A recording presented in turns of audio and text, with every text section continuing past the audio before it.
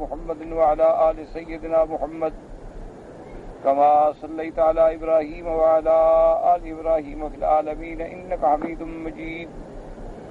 قال الله تبارك وتعالى في كلامه المجيد: أعوذ بالله من الشيطان الرجيم بسم الله الرحمن الرحيم. ذلكم الله ربكم لا إله إلا هو خالق كل شيء فاعبدوه وهو على كل شيء وكيل. لا تدركه الأبصار وهو يدرك الأبصار وهو اللطيف الخبير.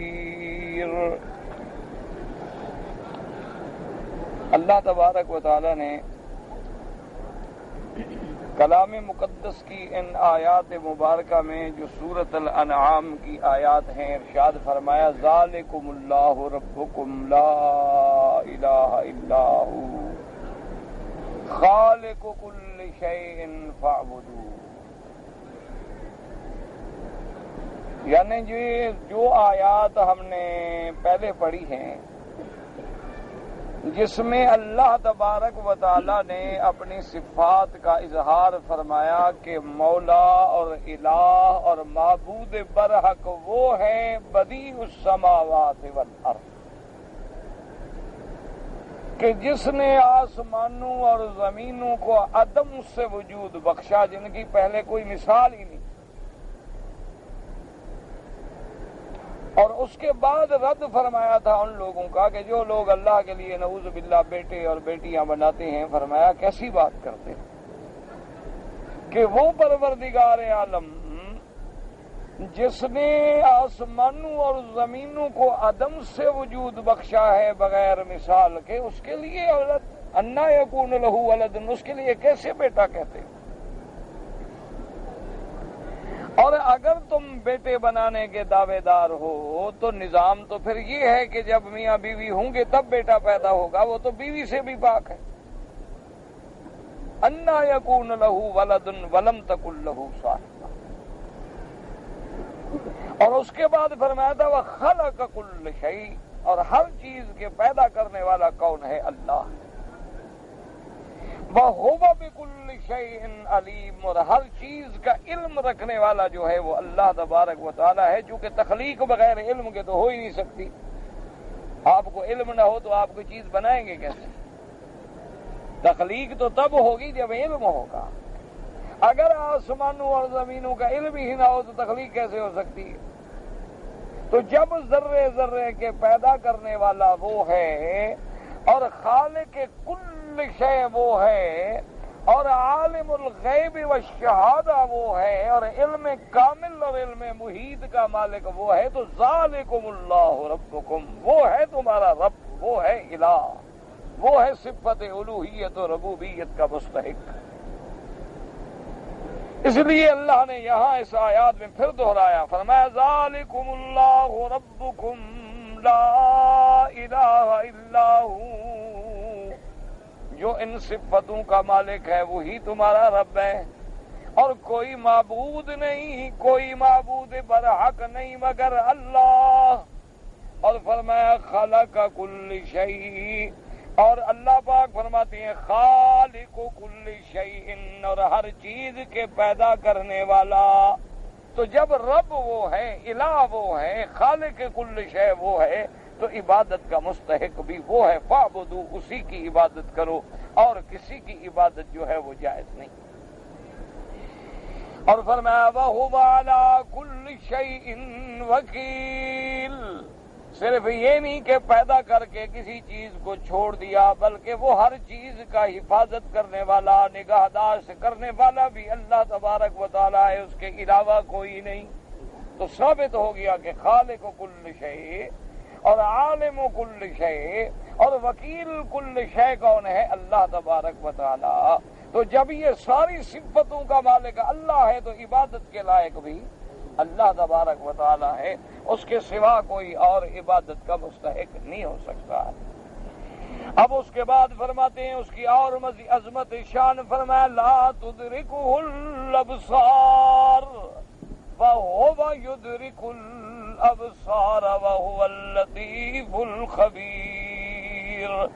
اور اس کی شان اتنی عظیم ہے، بلند ہے کہ کوئی آنکھ اس کا ادراک اور احاطہ نہیں کر سکتی.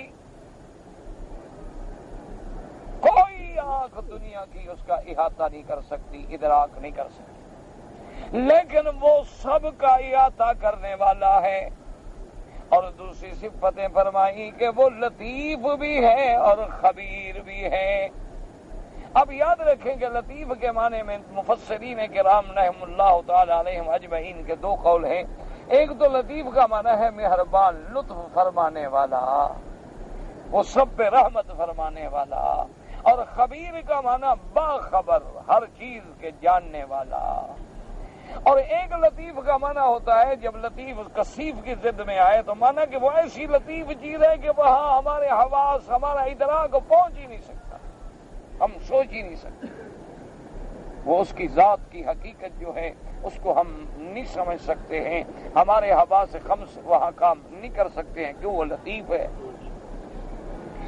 اب مسئلہ سمجھیں کہ ان آیات میں اللہ نے فرمایا کہ وہ اتنا باعظمت ذات ہے کہ لا تدرکہ الابصار، آنکھیں اس کا احاطہ نہیں کر سکتی. حضرت ابن عباس رضی اللہ تعالی عنہ نے ادراک کا معنی کیا احاطہ، کہ کوئی آنکھ اس کا احاطہ نہیں کر سکتی.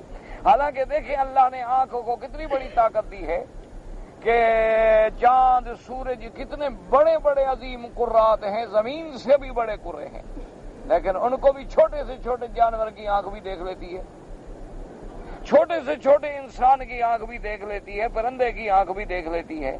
لیکن اللہ کی ذات اتنا عظیم ہے کہ کوئی آنکھ اس کا احاطہ نہیں کر سکتی، اس کو دیکھ نہیں سکتی. اب اس میں سمجھیں کہ مفسرین کرام اور سلف صالحین کا یہ عقیدہ ہے، اور اہل سنت والجماعت کا اس میں الحمدللہ اتفاق ہے کہ دنیا میں کوئی انسان، کوئی آنکھ اللہ کی رویت، اللہ کو دیکھ ہی نہیں سکتی.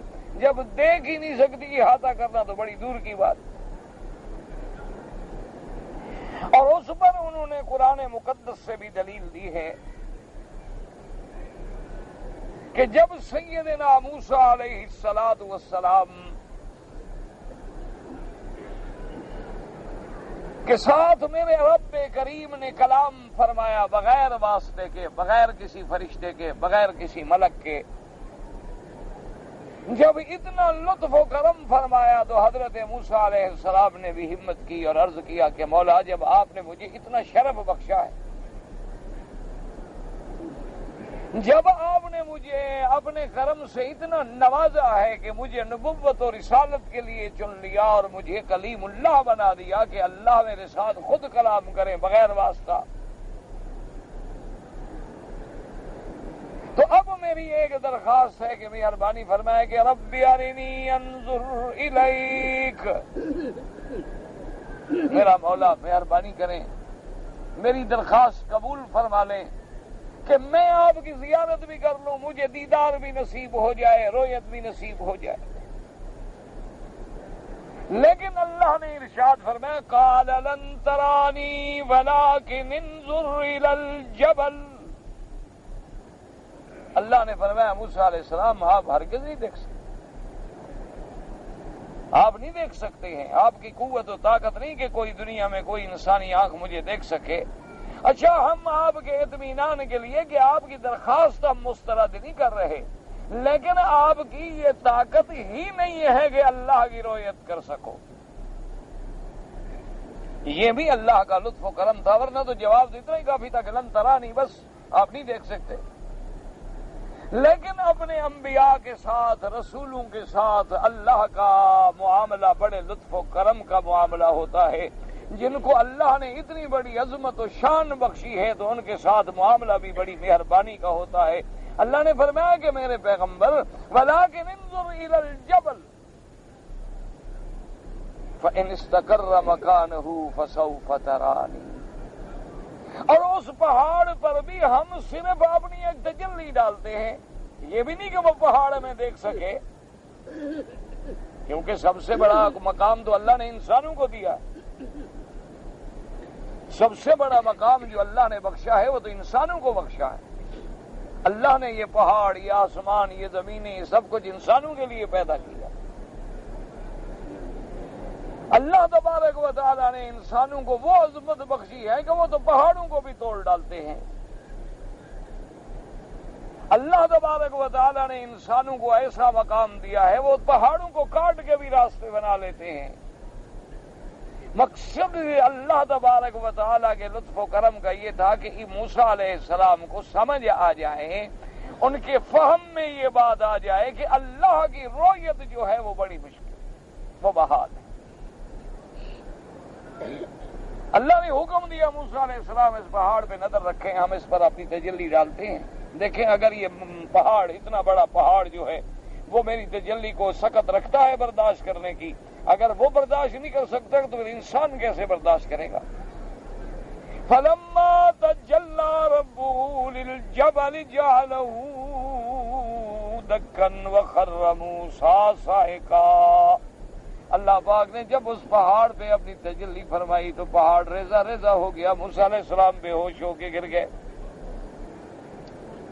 فَلَمَّا أَفَاقَ قَالَ سُبْحَانَكَ تُبْتُ إِلَيْكَ۔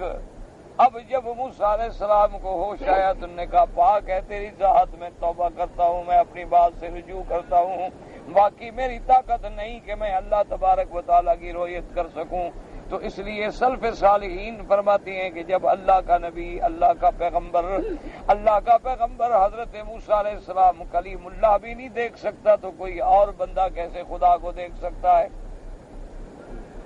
اس لیے اہل سنت والجماعت کا، سلف صالحین کا اس بات پر تقریباً اتفاق ہے۔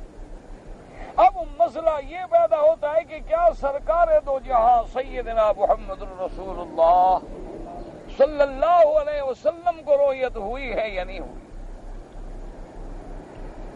تو بعض صحابہ کرام جو ہیں وہ اس بات پر کہتے ہیں کہ حضور صلی اللہ علیہ وسلم کو بھی رؤیت نہیں ہوئی، یعنی بعض صحابہ رضوان اللہ علیہم اجمعین کا یہ قول ہے، وہ کہتے ہیں کہ حضور صلی اللہ علیہ وسلم کو بھی اللہ پاک نے اپنا دیدار نہیں کرایا، رؤیت تبارک و تعالی نصیب نہیں ہوئی۔ بلکہ ایک حدیث مبارک میں یہ بھی آتا ہے کہ بی بی عائشہ رضی اللہ تعالی عنہا سے روایت ہے، انہوں نے پوچھا کہ حضور آپ نے اپنے رب کو دیکھا؟ تو حضور نے فرمایا عائشہ کیا کہہ رہی ہو، نور انا اراہ، میں کیسے دیکھ سکتا ہوں؟ تو ایک روایت مبارک میں یہ بات، اور کچھ صحابہ رضوان اللہ علیہم اجمعین اللہ تبارک و تعالیٰ کے محبوب کی محبوب جماعت کے بڑے بڑے علم کے پہاڑ جو ہیں وہ اس بات کے قائل ہیں کہ حضور کو زیارت ہوئی، یعنی صحابہ میں بھی یہ مسئلہ اختلافی ہے کہ بعض صحابہ کہتے ہیں زیارت نہیں ہوئی، اور وہ اسی آیت مبارک کو حجت پکڑتے ہیں، اور بی بی عائشہ صدیقہ رضی اللہ تعالی عنہا کی بھی یہی رائے ہے کہ حضور صلی اللہ علیہ وسلم کو زیارت نہیں ہوئی، بلکہ بی بی صاحبہ تو بڑے سخت الفاظ میں ناراض ہو جاتی تھیں کہ جو کہتا ہے زیارت ہوئی ہے وہ غلط کہتا۔ لیکن بڑے بڑے صحابہ میں سے، بڑے جلیل القدر صحابہ، بڑے فقہاء اور علماء صحابہ میں سے بعض صحابہ کی رائے مبارک یہ ہے کہ حضور صلی اللہ علیہ وسلم کو زیارت نصیب ہوئی ہے، اللہ کا کلام بھی نصیب ہوا، اور اللہ تبارک و تعالیٰ کی رؤیت باری بھی نصیب ہوئی ہے۔ لیکن اب وہ اس آیت مبارک بظاہری آیت مبارک کہتی ہے کہ لا تدرکہ الابصار، کہ اس کو تو کوئی آنکھ دیکھ نہیں سکتی۔ تو جو صحابہ یا تابعین یا ائمہ مجتہدین، ائمہ محدثین، ائمہ علماء فقہاء اس بات کے قائل ہیں کہ حضور پاک کو زیارت نصیب ہوئی ہے، تو وہ اس آیت کے دو جواب دیتے ہیں۔ ایک جواب وہ یہ دیتے ہیں کہ یہاں لفظ رؤیت کا نہیں، ادراک کا لفظ ہے۔ یہاں اللہ نے فرمایا ہے کہ لا تدرکہ الابصار، کہ آنکھیں اس کا احاطہ نہیں کر سکتی، ادراک نہیں کر سکتی۔ اور دیکھیں لفظ بھی یہاں جمع کا ہے. اللہ کے قرآن میں غور فرمائیں کہ لا تدرکہ الابصار، ابصار جمع ہے بصر کی. کیا مانا؟ علماء مفسرین فرماتے ہیں کہ اگر ساری مخلوق اللہ کی، انسان اور جن کٹھے کھڑے ہو جائیں سب بنا کے، ان سب کی آنکھیں بھی اللہ کا احاطہ نہیں کر سکتی. یعنی یہ نہیں کہ کسی ایک بندے کی آنکھ، بلکہ ساری مخلوق جو اللہ نے پیدا فرمائی ہے، اگر اللہ ان کو ایک میدان میں جمع فرما دیں، تمام انسان و جن جمع ہو کے سب میں کھڑے ہو جائیں، لیکن سب کی آنکھیں جو ہیں وہ اللہ کی قدرت کا احاطہ، اللہ کی رویت کا احاطہ نہیں کر سکتی. تو اس لیے وہ جواب یہ دیتے ہیں کہ بھئی ایک ہے مطلقاً رویت اور ایک ہے احاطہ کر لینا، یعنی اس چیز کا آنکھوں کے اندر محیط ہو جانا یہ نہیں ہو سکتا. رویت ہو سکتی ہے. اس لیے بعض صحابہ کرام رضوان اللہ علیہم اجمعین اس بات کے قائل ہیں کہ حضور صلی اللہ علیہ وسلم کو رویت ہوئی. اور حضرت شاہ ولی اللہ محدث دہلوی رحمۃ اللہ علیہ اور اسی طرح اور بڑے بڑے علماء کرام جو ہیں جن کو اللہ نے قرآن و حدیث پہ نظر عطا فرمائی ہے، انہوں نے اس مسئلے کا ایک اور حل پیش کیا. انہوں نے فرمایا کہ یہ قاعدہ جو ہے کہ کوئی آنکھ اللہ کو دیکھ نہیں سکتی، یہ قاعدہ صرف دنیا کے لیے ہے. یعنی اس دنیا کی زندگانی میں سمجھیں کوئی آنکھ جو ہے وہ اللہ تبارک و تعالیٰ کو دیکھ نہیں سکتی. لیکن جب عالم آخرت آئے گا تو پھر تو اللہ تبارک و تعالیٰ کی زیارت ہوگی مومنین کو. یہ عالم دنیا ہے، یعنی عالم دنیا میں تو رویت نہیں ہو سکتی، اللہ کی زیارت نہیں ہو سکتی، لیکن عالم آخرت کی زیارت میں تو کوئی شبہ نہیں ہے. خود قرآن کہتا ہے وجوہ یومئذ ناظرۃ الی ربھا ناظرہ. اللہ فرماتی ہیں کہ کچھ چہرے اس دن تر و تازہ ہوں گے اور اپنے رب کی طرف دیکھنے والے ہوں گے. اور اسی طرح دوسری آیت میں فرماتے ہیں اللہ تبارک و تعالیٰ کے کافر جو ہیں یومئذ لمحجوبون، کافر جو ہیں وہ اس دن بھی حجاب میں ہوں گے، وہ اللہ کو نہیں دیکھ سکیں گے. تو یعنی مومن تو دیکھ سکے گا لیکن کافر جو ہے وہ نہیں دیکھ سکتا. تو مومن کی رویت جو ہے وہ تو قرآن میں بھی موجود ہے. اور اسی طرح صحیح بخاری کے اندر روایت موجود ہے کہ میرے محمد پاک صلی اللہ علیہ وسلم، میرے محبوب سرکار مدینہ، سرکار دو جہاں رحمت دو جہاں رحمت للعالمین صلی اللہ علیہ وسلم تشریف فرماتے. 14ویں کی رات تھی، 14ویں کا چاند کھلا ہوا تھا. حضور نے فرمایا اپنے صحابہ سے کہ اس چاند کو دیکھ رہے ہو؟ انہوں نے کہا ہاں جی. فرمایا اس کے دیکھنے میں کوئی شک ہے؟ انہوں نے کہا حضور 14ویں کے چاند میں کیا شک ہو سکتا ہے؟ پہلی رات کے چاند میں تو ہو سکتا ہے نا کسی کو نظر آیا کسی کو نظر نہ آیا. تو تیز آنکھوں والے نے دیکھ لیا، کمزور آنکھوں والے نہ دیکھ سکے. 14ویں کا چاند تو بالکل سامنے. فرمایا انکم سترون ربکم یوم القیامت، قیامت والے دن تم سب اپنے رب کو ایسے دیکھو گے جیسے اس کے دیکھنے میں شبہ نہیں، اللہ کے دیکھنے میں بھی کوئی شبہ نہیں ہوگا. بالکل. اسی طرح دوسری حدیث مبارک میں یہ لفظ ہیں کہ لا تضامون فی رؤیتہ، اللہ کی اس رؤیت میں کوئی تمہیں شک بھی نہیں ہوگا، شبہ بھی نہیں ہوگا. جیسے 14ویں کے چاند کے دیکھنے میں کوئی شبہ نہیں ہے، اسی طرح مومن جو ہے اس کو اللہ پاک کی زیارت ہوگی. اور اسی طرح ایک صحیح حدیث مبارک میں ہے کہ جب جنت والے اللہ کی رحمت سے جنت میں داخل ہو جائیں گے، دعا کریں اللہ ہم سب کو جنت میں داخل کر دے. اللہ تبارک و تعالی ہر کلمے پڑھنے والے کو جنت میں داخل فرما دیں. اللہ پاک ہمارے گناہ معاف فرما دیں، خطائیں معاف فرما دیں، سیئات معاف فرما دیں. حدیث مبارک میں ہے کہ جب جنت والے جنت میں چلے جائیں گے تو مولا کریم شرف کلام بخشیں گے اور فرمائیں گے آل جنت، ایمان والوں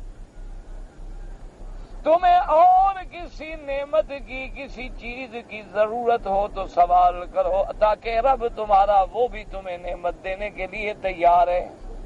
کیونکہ میرا وعدہ ہے کہ جنت میں جو چاہو گے، جو مانگو گے، جو تمنا کرو گے ملے گا۔ اب اہل جنت عرض کریں گے مولا کریم کون سی نعمت ہے جو نہیں ملی؟ کہیں گے مولا کریم جب آپ نے ہمیں جنت عطا فرما دی ہے، جہنم سے بچا لیا، عذاب سے بچا لیا، اور ہمیں جنت عطا فرما کے ایسی نعمتیں دے دی کہ مالا عین رات، جو کسی آنکھ نے نہیں دیکھی، ولا اذن سمعت ولا خطر علی قلب بشر، اور کسی کان نے وہ نعمتوں کے بارے میں سنا بھی نہیں، اور کسی کے دل میں وہ گمان و خیال و وہم میں بھی نہیں آ سکتی جو نعمتیں آپ نے ہمیں عطا فرمائی ہیں۔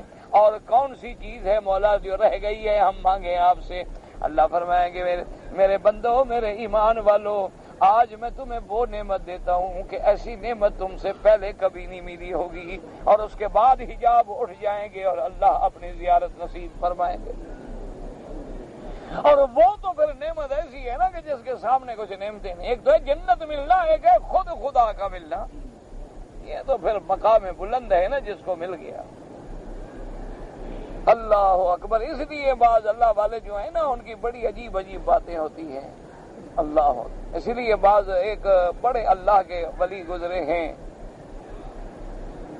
اللہ اکبر، ان کی کلام اصل میں بات یہ ہے، یاد رکھا کرو کہ اولیاء اللہ کے بعض کلام جو ہیں وہ اتنے دقیق ہوتے ہیں، اتنے باریک ہوتے ہیں کہ ہم جیسے لوگ تو سمجھ بھی نہیں سکتے، ہمارے تو وہاں عقل بھی نہیں پہنچ۔ تو انہوں نے ایک بندے سے سوال کیا کہ تم نماز پڑھتے ہو؟ انہوں نے کہا ہاں جی پڑھتا ہوں۔ کیوں پڑھتے ہو؟ انہوں نے کہا جی اللہ راضی ہو جائے، جنت مل جائے۔ ایک سے پوچھا کہ بھائی ماشاءاللہ تمہیں میں نے دیکھا یار بڑی نماز پڑھتے ہو، کیوں؟ انہوں نے کہا جی اللہ جہنم سے بچائے، عذاب سے بچائے۔ تو ہنسنے لگ گئے۔ تو ایک شاگرد نے پوچھا کہ حضرت آپ ہنسے کیوں؟ انہوں نے کہا یہ پر جہنم سے بچنے کے لیے پڑھ رہا ہے نا، اور یہ جنت لینے کے لیے پڑھ رہا ہے نا، ہم نے تو بھائی اللہ کی رضا کے لیے پڑھنی ہے، ہم جنت جہنم کے چکر میں نہیں ہیں، یہ تو کسی مقصد کے لیے پڑھ رہا ہے نا، اس کا مقصد ہو گیا نا کہ کچھ ملے گا، اس کا بھی مقصد ہو گیا کہ عذاب سے جان چھوٹ جائے، لیکن ہمارا مقصد تو صرف اس کی ذات ہے کہ وہ راضی ہو جائے، اور جب وہ راضی ہو جائے تو پھر جنت بھی مل گئی اور سب کچھ مل گیا۔ اصل تو اللہ کی رضا ہے، اسی لیے ایک حدیث مبارک میں آتا ہے کہ اللہ تبارک و تعالی علیہ جنت سے فرمائیں گے میرے ایمان والوں کہ احل علیکم رضائی الذی لا سخط بعدہ، فرمایا آج تم پر میں اپنی رضا نازل کرتا ہوں جس کے بعد میں کبھی ناراض بھی نہیں ہوں گا، ہمیشہ کے لیے راضی، تم ہمیشہ کے لیے جنت میں رہو۔ تو اب مفسرین کرام نے اور حضرت شاہ ولی اللہ محدث دہلوی رحمۃ اللہ علیہ نے اس حدیث اور آیت کو حل کیا ہے۔ انہوں نے فرمایا کہ دنیا میں رویت ممکن نہیں ہے، اور آسمانوں اور زمین کے اندر جو ہے یہ عالم دنیا ہے، آسمانوں کے اوپر جو کچھ ہے وہ عالم غیب اور عالم آخرت ہے۔ اگر ہمارے محبوب کو زیارت ہوئی تو معراج کی رات وہ آسمانوں کے اوپر ہوئی ہے، وہ دنیا میں نہیں ہوئی، لہذا اس آیت کے کوئی مخالف نہیں۔ اس آیت کا مقصد تو یہ ہے کہ دنیا میں کوئی آنکھ نہیں دیکھ سکتی، آخرت میں تو ہر مومن کی آنکھ دیکھے گی، اور حضور پاک نے بھی معراج کی رات میں زیارت کی ہے، تو وہ زیارت بھی گویا عالم آخرت کا ایک حصہ ہے، عالم دنیا سے کوئی تعلق نہیں۔ تو انہوں نے ان آیات کو اور صحابہ کرام کے اقوال کو اس طرح جمع کیا کہ بھئی وہ بھی ٹھیک کہتے ہیں کہ نہیں دیکھا کہ دنیا میں کوئی دیکھ نہیں سکتا، اور وہ بھی کہتے ہیں کہ حضور نے دیکھا ہے، زیارت کی ہے، وہ بھی ٹھیک کہتے ہیں، وہ تو معراج کی رات آسمانوں میں ہوئی ہے، دنیا میں تو ہوئی نہیں، وہ تو معاملہ ہی الگ ہے، اور دنیا میں تو زیارت، آخرت میں تو زیارت ہوگی۔ بلکہ ایک حدیث مبارک میں ہے، صحیح حدیث مبارک میں، کہ بعض خوش قسمت مومن ایسے بھی ہوں گے جن کو قیامت میں روزانہ اللہ کی زیارت نصیب ہوگی، جو روزانہ اللہ کی زیارت کریں، اور بعض ایسے ہوں گے جن کو مہینوں کے بعد نصیب ہوگی۔ اس لیے کہ ہر کسی کا مومنین کا مقام ہے نا، سب سے اونچا مقام جو ہے اولئک مع الذین انعم اللہ علیہم من النبیین والصدیقین والشہداء والصالحین وحسن اولئک رفیقا۔ مومنوں کا ایسا مقام ہوگا جیسے حضور پاک نے ایک دفعہ فرمایا قد اشتاق الجنت الی ثلاثۃ، حضور پاک نے فرمایا کہ میری جنت جو ہے وہ حضرت عمار اور حضرت علی رضی اللہ تعالیٰ عنہ اور حضرت ابی عبیدہ ان صحابہ کی طرف مشتاق ہے، یعنی جنت ان کی محبت میں اس کی انتظار کر رہی ہے۔ یہ نہیں کہ یہ جنت کا انتظار کر رہے ہیں، جنت انتظار کر رہی ہے کہ یہ کب میرے اندر آئیں گے۔ اور اسی طرح جب حضور پاک نے حدیث بیان کی کہ جنت کے دروازے ہیں، کہ نمازی کے لیے یہ دروازہ، روزے والوں کے لیے یہ دروازہ، خیرات کرنے والوں کے لیے یہ دروازہ، جہاد کرنے والوں کے لیے یہ دروازہ۔ حضرت صدیق نے عرض کیا، اس نے کہا یا رسول اللہ صلی اللہ علیہ وسلم، اللہ کے بندوں میں کوئی ایسا بندہ بھی ہوگا جس کو ہر دروازے سے پکارا جائے؟ حضور نے فرمایا صدیق تم ان میں سے ہو، تمہیں جنت کے ہر دروازے سے پکارا جائے گا کہ ہم سے گزر جاؤ، ہم سے گزر جاؤ۔ وہ کہیں گے ہم سے گزارو بھائی، ہم سے گزارو صدیق، ہم سے تو گزرے۔ تو یہ تو پھر مقامات ہیں۔ اس لیے قرآن پاک نے بھی فرمایا فی مقعد صدق عند ملیک مقتدر۔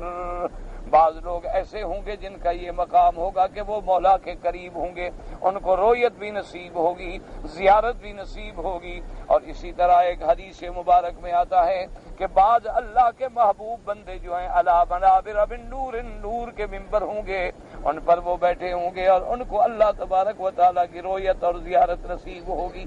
تو اس لیے اب مسئلہ سمجھ آیا کہ دنیا میں تو کوئی آنکھ نہیں دیکھ سکتی اور نہ احاطہ کر سکتی ہے رویت باری کا، لیکن قیامت والے دن عالم آخرت میں اللہ تبارک و تعالیٰ مومنین کو رویت نصیب فرمائیں گے اور زیارت نصیب فرمائیں گے۔ اور علماء نے ایک اور مسئلہ بھی لکھا ہے، انہوں نے کہا کہ وجہ یہ ہے کہ دنیا میں ہم کیوں نہیں دیکھ سکتے؟